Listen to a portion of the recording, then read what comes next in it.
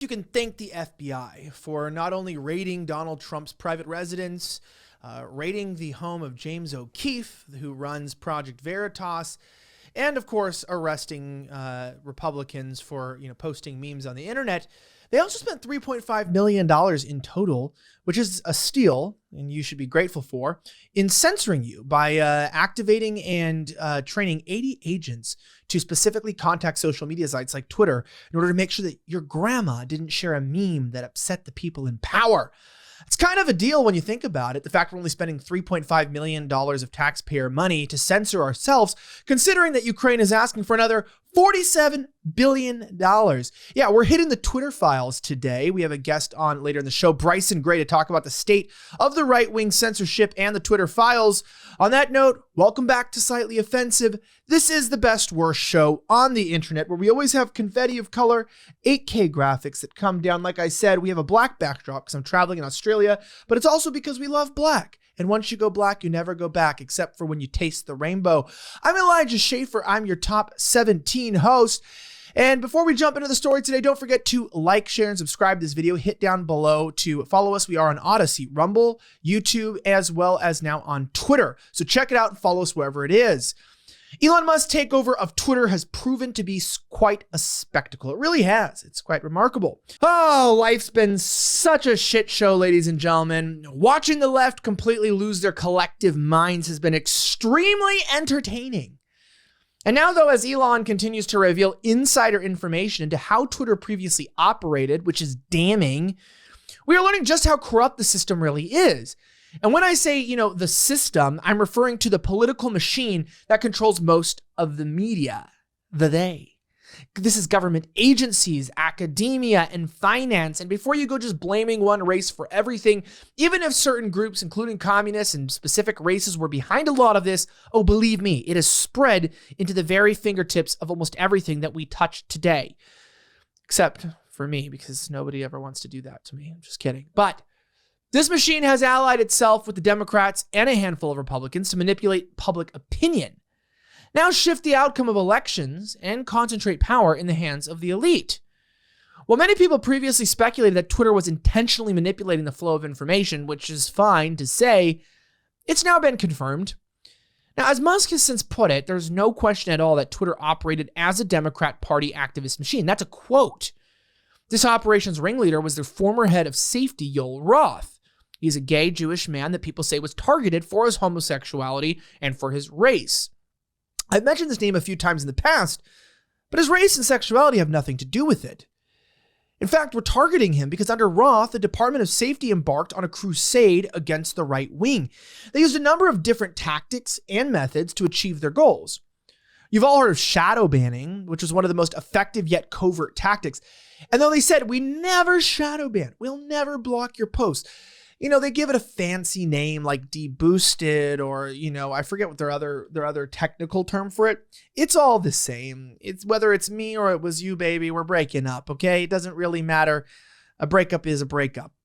Now, this allowed Twitter to make accounts nearly disappear without leaving any hint of interference, just like we are on YouTube, where they told us that we were a borderline account and that they just were going to stop showing our content, not only to non-subscribers, but to the people that signed up to see it. It seems maddening, like maybe we're all crazy, but it really is happening. And if that weren't enough, they would outright ban accounts, as they did with people like Alex Jones, Nick Fuentes, Trump himself, and more recently, we're even seeing later, it's not getting better with Kanye West. Now, this all pales in comparison to their manipulation of the site's algorithms, trending page, and search results. You see, Twitter employees would manually boost topics and news stories that favored their agendas. On the other hand, they would purge anything that didn't fit their narrative. It's a very easy game to play. And I'm sure you can think of a few examples of this. Oh, look, a school shooting?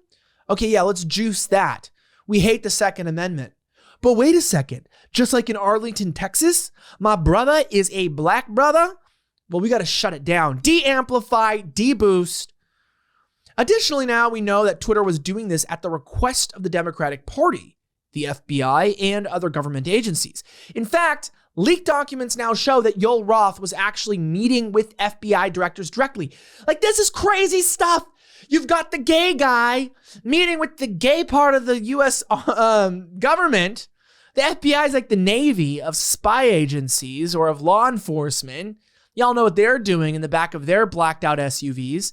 I mean, if they're not doing it with each other, they're at least fucking us all over. I can tell you that. Now, they called this the Weekly Sync. Sounds like a boy band. You ever hear the new song by the Weekly Sync? Well, instead of that, they were actually screwing you over. Get this, apparently the FBI was ordering Roth to delete individual tweets related to election security. I love that phrase, election security. And Twitter was very clearly censoring President Trump and his supporters. It was also preventing stories like the Hunter Biden laptop scandal and instances of voter fraud from going viral. Now, this all seems to have circulated on January 6th when the team at Twitter went into a panic. Now, evidently, Roth and his group of cronies met with the FBI in the wake of the Capitol protest. Soon afterwards, they banned the president.